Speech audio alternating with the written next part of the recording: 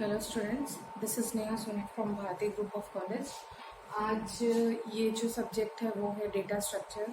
B और B diploma 4 sem के लिए है।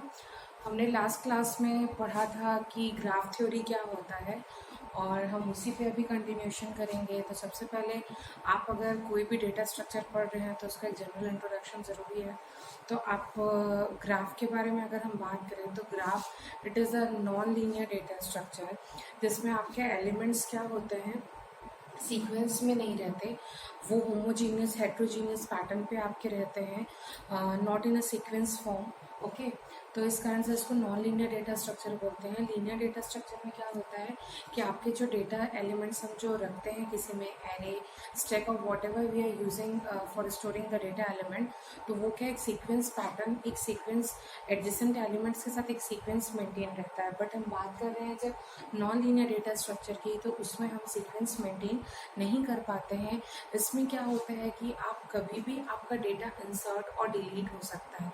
रन टाइम पे आप डेटा एक्स्ट्रा ऐड भी कर सकते हैं और डिलीट भी कर सकते हैं, रिमूव भी कर सकते हैं। ओके, तो ग्राफ हो गया। ग्राफ में हमने कल पढ़ा था कि ग्राफ थ्योरी क्या कंसिस्ट करता है। तो अगर हम बेसिक डेफिनेशन पे जाएंगे तो graph it is a ordered pair of set. Okay, G graph G is a ordered pair of set. G is equal to VE. G is equal to V मतलब V क्या concept क्या है?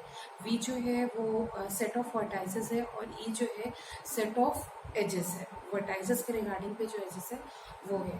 उसके बाद हमने कुछ बेसिक टर्मिनोलॉजी पढ़े थे कि पाथ क्या होता है, सिंपल पाथ क्या होता है, और आपका साइक्लिक ग्राफ किसको बोलते हैं, वेटेड ग्राफ किसको बोलते हैं, टाइप्स हैं आपके directed graph, undirected graph, then connected graph किसको बोलते हैं, और आपका ट्राइवियल ग्राफ किसको है, नल ग्राफ किसको बोलते हैं।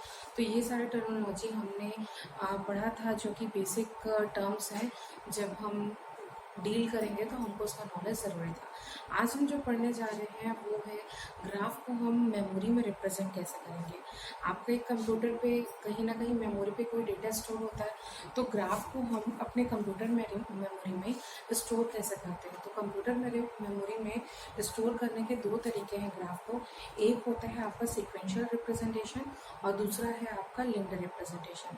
जब हम बात कर रहे हैं सिक्वेंशियल रिप्रेजेंटेशन की, तो सिक्वेंशियल रिप्रेजेंटेशन हम यूज़ करेंगे bye means of adjacency matrix. Matrix की बात करूँ, हम मैथ्स में पढ़े हैं मैट्रिक्स कैसे रहता है, it consist of number of rows and columns. Okay, तो आप ग्राफ को हम दो तरीके से रिप्रेजेंट करते हैं कंप्यूटर मेमोरी में।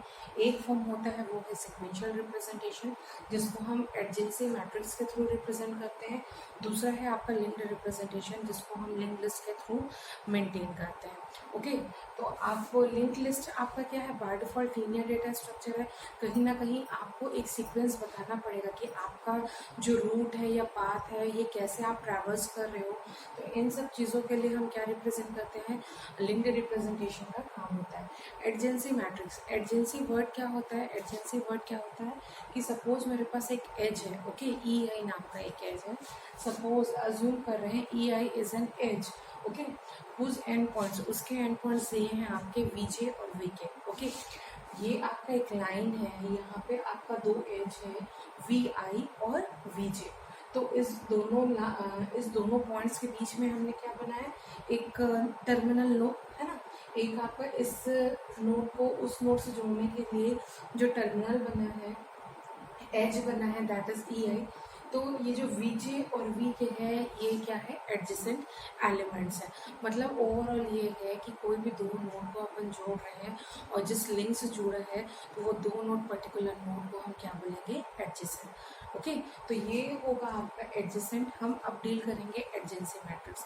एडजेंसी मैट्रिक्स क्या रहता है, वो भी कुछ नहीं, वो भी आपका लाइक ग्राफ, वो भी आपका ordered pair of set contain करके रखता है वर्टाइसेस और एजेस के बीच में। बट उसका एक ही डिफरेंस है कि हमको मैट्रिक्स के फॉर्म में बनाना है। आपके पास गिवन ग्राफ दिया हुआ है, आपको उसको मैट्रिक्स में क्या करना है, मैनिपुलेट करना है। तो हम उसको कैसे करेंगे, तो उसके दो कंडीशन रहते हैं। अगर दो नोड्स के बीच में एक एज मतलब एक एज फॉर्म हुआ है तो वो आपका क्या कंटेन करके रखेगा, 1। और उन दोनों के बीच में अगर कोई लिंक नहीं है तो वो क्या कंटेन करके रखेगा, 0। हम इसको एक एग्जांपल से समझते हैं। तो जब हम बात कर रहे हैं एडजेंसी मैट्रिक्स की, तो सपोज मेरे पास एक ग्राफ है जी, ओके, एक ग्राफ है जी, डायरेक्टेड ग्राफ है। ग्राफ दो टाइप्स के होते हैं, डायरेक्टेड और अनडायरेक्टेड।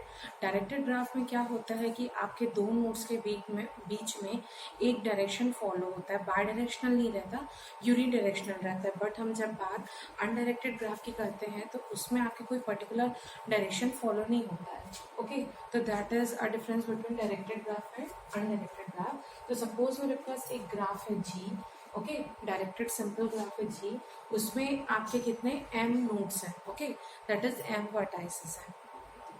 अब हमको क्या करना है, एडजेंसी मैट्रिक्स निकालना है। एडजेंसी मैट्रिक्स निकालने के लिए हमने जो टर्म यूज किया है, A of I J, I represent the number of rows and J the number of columns, okay. Then A is equal to A of I J of the graph G with M into M matrix contain करके रखेगा। और वो ये define करता है कि अगर ए of I जे की वैल्यू 1 है, तो मतलब अगर 1 वैल्यू है कि दो नोड के बीच, मतलब आपका मैंने बताया था, अगर कोई दो नोड के बीच में एक एज फॉर्म हो रहा है तो ये दो नोड आपके क्या रहेंगे, एडजेसेंट रहेंगे। तो सेम वही है कि ए ऑफ आई जे की वैल्यू अगर 1 है तो वो दो नोड क्या रहेंगे, एडजेसेंट रहेंगे। और अगर उन दोनों के बीच में कोई टर्मिनल नहीं है या एज फॉर्म नहीं हो रहा है तो वो आपका क्या कहलाएगा, जीरो वैल्यू पे हम डिफाइन करेंगे। अगेन एक बार रिपीट कर रही हूँ कि adjacency matrix is a simple directed graph. अगर हम सिंपल डायरेक्टेड ग्राफ की बात कर रहे हैं, डायरेक्टेड ग्राफ मतलब दो नोड के बीच में यूनिडायरेक्शनल आपका क्या रहेगा, कनेक्शन रहेगा। आप कोई एक नोड से दूसरे नोड एक पर्टिकुलर डायरेक्शन से ही जा सकते हैं। तो आप एडजेंसी मैट्रिक्स मतलब पर्टिकुलर ग्राफ जी एम नोड्स कंटेन करके रखा है। तो एडजेंसी मैट्रिक्स ये डिफाइन करता है कि A of I J contains M into M nodes, okay. M into M nodes के रिगार्डिंग पे हम करेंगे। सपोज अगर मेरे पास 4 वर्टाइसेस है तो मैं उस 4 वर्टाइसेस की वैल्यू एक्सेस में भी लिखूंगी और मतलब रो में भी लिखूंगी और कॉलम में भी लिखूंगी। दोनों पे आपका एक्स वाई जेड और एक वैल्यू डब्ल्यू ले लो, X Y Z W, okay. तो M into M nodes contain करके रखेगा और ऐसा डिफाइन करता है कि ए ऑफ आई जे की वैल्यू अगर 1 है, 1 इसलिए लिखेंगे क्योंकि दो नोड के बीच में एक आपका एच फॉर्म हो रहा है, और 0 आएगा अगर एच फॉर्म नहीं होगा, मतलब आपका कनेक्शन नहीं होगा। ऑब्वियसली अगर आपके पास एक टर्मिनल यहाँ दिया हुआ तो ज़रूरी नहीं कि आपके जो रेस्ट 3 नोड्स हैं उसके साथ उसका लिंकअप हो सकता है इस टर्मिनल का इसके साथ हो और उसके साथ हो, ये वाले के साथ ना हो। तो ये अगर इसके साथ अटैच है तो आपका क्या हो गया, दैट टर्मिनल, ये जो टर्मिनल है ये दोनों नोड क्या कहलाएंगे, एडजेसेंट कहलाएंगे, ओके, है ना। सपोज ये मेरे पास 4 नोड है, 1 2 3 4, ओके, ये 4 नोड्स हैं। तो इस नोड का इसके साथ कनेक्शन, इस नोड का इसके साथ कनेक्शन, तो ये क्या हो गया, पर्टिकुलर सपोज एक्स वाई बोलती हूँ तो एक्स और वाई क्या हो जाएंगे, एडजेसेंट हो जाएंगे। तो इन दोनों की वैल्यू क्या हो जाएगी, 1।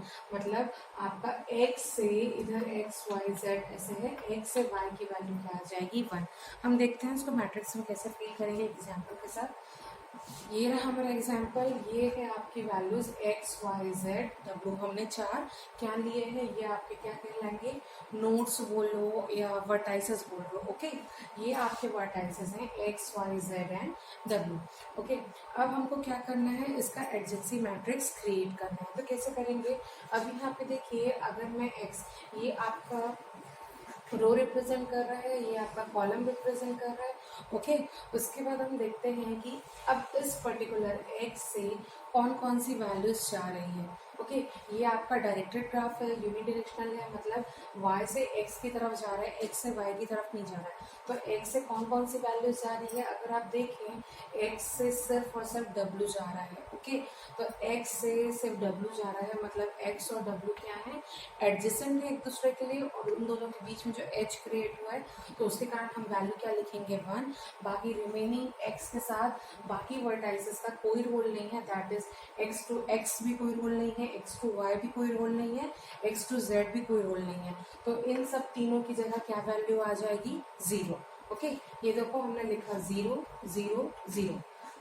एडजेंसी मैट्रिक्स यही डिफाइन करता है कि if a of i j is equal to 1, कब वन होगा कि अगर V I is adjacent to VJ, मतलब वो दो टर्मिनल जो दो नोड के बीच में एक एज क्रिएट हो रहा है, तब वो दो नोड जो है वो क्या कहलाएंगे, एडजेसेंट। तो उस केस में हमको वन वैल्यू लिखना है। अगर उनके बीच में कोई भी एज नहीं हो रहा है, कोई भी कंडीशन नहीं हो रही, तब आपका क्या वैल्यू आएगा, 0। तो यहाँ से आपका एक्स सिर्फ क्या जा रहा है, डब्ल्यू, तो यहाँ पे आपका क्या आ गया, 1। ओके, अब हम देखते हैं वाई। ओके, अब हम ले रहे हैं वाई नोड को ले रहे हैं। इस वाई नोड को देखिए, वाई से आपका कहाँ जा रहा है, एक्स जा रहा है, वाई से आपका कहाँ जा रहा है, जेड जा रहा है, और वाई से आपका डब्ल्यू भी जा रहा है। ओके, y से x जा रहा है, y से z जा रहा है, और y से यहाँ w भी जा रहा है, और y से y लिंक नहीं है। तो आपका y से जब x जा रहा है तो वैल्यू 1 आएगी, y से जब z जा रहा है तो वैल्यू 1 आएगी, और y से जब w जा रहा है तो वैल्यू आपकी 1 आएगी। तो अब यहाँ पे देखिए, y से x में 1 आया। ओके, फिर y से y में कोई भी लिंक नहीं है, टर्मिनल आपका h नहीं क्रिएट हुआ, तो 0 आया। फिर y से z में आपका एक एज क्रिएट हुआ है, एडजेसेंट है y और z, तो आपका वैल्यू 1 आया। और y से आपका w भी y और w भी एडजेसेंट है, तो आपका क्या आया, वैल्यू 1 आया।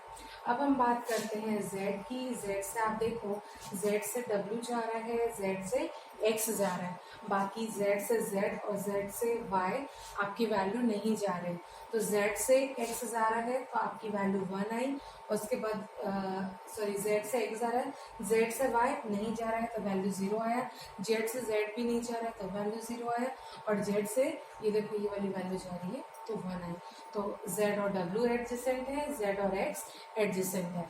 अब बात आती है w की। w से देखें तो w से सिर्फ और सिर्फ एक वैल्यू पास हो रही है, दैट इज w और z एक दूसरे के एडजेसेंट है। बाकी w से w से x और w से y, ये दोनों, इन तीनों के बीच में कोई लिंक क्रिएट नहीं हुआ, तो इन तीनों की जगह वैल्यू आपकी आ जाएगी 0, और w से z क्योंकि ये दोनों एडजेसेंट है तो यहाँ पे आपकी वैल्यू आ जाएगी 1। तो इस तरीके से अगर एक पर्टिकुलर ग्राफ का मुझे मैट्रिक्स, एडजेंसी मैट्रिक्स निकालना है, तो हम डायरेक्टेड ग्राफ यूज़ करेंगे, क्योंकि अनडायरेक्टेड ग्राफ में हमको समझ में नहीं आएगा, सारे वैल्यूज 1 आ जाएंगी, क्योंकि बाय डायरेक्शनल है। बाय डायरेक्शनल रहेगा तो आप कहाँ से, सब जगह से लिंक एक दूसरे से क्रिएट होगा, तो आपका पूरा क्या हो जाएगा, 1 1 1 1 1। ओके, इस कारण हम इसमें डायरेक्टेड ग्राफ यूज़ करते हैं, ताकि जो आपके वर्टाइसेस और वर्टाइसेस के बीच में जो लिंकअप है वो हमको पता चले। ये हो गया आपका बात एडजेंसी मैट्रिक्स की, जब सिंपल ग्राफ है। ओके, और जो मैट्रिक्स 0 और 1 की एंट्रीज कंटेन करके रखता है, हम उसको बुलियन मैट्रिक्स बोलते हैं। जो मैट्रिक्स 0 और 1 की वैल्यू कंटेन करके रखता है उसको हम बिट मैट्रिक्स या बुलियन मैट्रिक्स कंटेन करके रखते हैं। अब बात आती है, सपोज इस डायरेक्टेड ग्राफ में मैं वेट रख दूँ। ओके, हमने पढ़ा था वेटेड ग्राफ में, वेटेड ग्राफ क्या करता है कि आपके पास कोई डायरेक्टेड ग्राफ है, उसमें हम सिंपली वेट अगर मैं बोलूँ, सपोज यहाँ 4, ये 3, ये 2, ये 1, 6, 5, 4, इस तरीके से मैं वैल्यू यहाँ पे पुट कर दी। वेट क्या होगा, जनरली हम मैंने एग्जांपल बताया था कि कॉस्ट। ओके, एक जगह से दूसरे जगह ट्रैवल करने के लिए जो डिस्टेंस हम ट्रैवल कर रहे हैं उसका कॉस्ट को कितना होता है, इस चीज़ को अपन बोलते हैं सिंपल वेटिंग ग्राफ की। यहाँ से वहाँ का वेट कितना है एस टाइप से। अगर इस वेट को वेटेड ग्राफ के थ्रू हमको रिप्रेजेंट करना पड़े तो आपकी वैल्यू क्या हो जाएगी,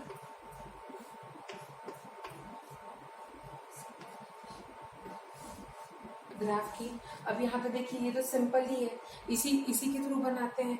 यहाँ पे देखिए एक्स वाले रो पे और कॉलम पे एक्स, आपका एक्स से एक्स यहाँ कोई वैल्यू नहीं है, एक्स से वाई कोई लिंक नहीं है, एक्स से जेड भी कोई लिंक नहीं है, सिर्फ एक्स से डब्ल्यू था, वहाँ पे 1 था। अब एक्स से डब्ल्यू के बीच में जो वेट है वो क्या है 4, तो हम क्या करेंगे, उस 1 की जगह हम क्या करेंगे, उस पर्टिकुलर वेट वाली वैल्यू लिख देंगे। ओके, सिमिलरली वाई पे देखिए, y टू x की वैल्यू 1 है, y से x आपका देखो क्या वैल्यू जा रहा है, 4 जा रहा है। देन y से z आपका क्या वैल्यू जा रहा है, 3 जा रहा है। और फिर y से आपका w क्या जा रहा है, 1। ओके, तो ये आपका 1 आ गया। अगेन आप देखेंगे z से आपका वैल्यू जा रहा है x के लिए, तो z से x के लिए जा रहा है वैल्यू, वो है 2। फिर आपका z से y नहीं जा रहा है तो वो 0 ही रहेगा। z से w नहीं z से z नहीं जा रहा है तो भी 0 रहेगा, और z से w जा रहा है तो वो वैल्यू क्या है आपकी 5, और लास्ट में आपका w से z जा रहा है वो वैल्यू है आपकी 6। ओके, बाकी जो वैल्यूज है वो 0 से ही रिप्रेजेंट होगी। बस आपकी वैल्यूज कहाँ चेंज होगी, जहाँ पे आपका 1 है और उसके जगह हमने वेट यूज किया है, दैट इज वेटेड ग्राफ का जो वैल्यू यूज किया है वो वैल्यू आपकी चेंज होगी। तो 1 की जगह हम जितने वेट्स हैं उसको रिप्लेस कर देंगे। तो इस तरीके से हम एडजेंसी मैट्रिक्स को रिप्रेजेंट करते हैं। तो ये हमारा एक तरीका था ग्राफ को रिप्रेजेंट करने का, कि हम ग्राफ को किस तरीके से रिप्रेजेंट करते हैं। तो सीक्वेंशियल रिप्रेजेंटेशन की बात हुई थी, तो सीक्वेंशियल रिप्रेजेंटेशन हम मैट्रिक्स के फॉर्म पर रिप्रेजेंट करते हैं यूजिंग एडजेंसी मैट्रिक्स। तो एडजेंसी मैट्रिक्स आप आई जे के ए ऑफ आई जे के फॉर्म पे करते हैं, जिसमें 1 और 0 की वैल्यू रिप्लेस करते हैं नोड्स के साथ। ओके, और ये आपका रिप्रेजेंटेशन है यूजिंग ग्राफ। ग्राफ को हम कैसे मैट्रिक्स के फॉर्म पर रिप्रेजेंट करेंगे, और जो मैट्रिक्स आपका 0 और 1 वैल्यू कंटेन करके रखेगा उसको हम बिट मैट्रिक्स या बुलियन मैट्रिक्स बोलते हैं।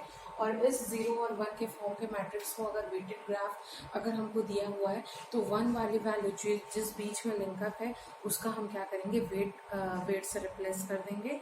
और बस ये हम नेक्स्ट क्लास में देखते हैं कि इसका लिंक्ड रिप्रेजेंटेशन कैसे करेंगे। आई होप आप लोग को समझ में आया ये टॉपिक। Thank you.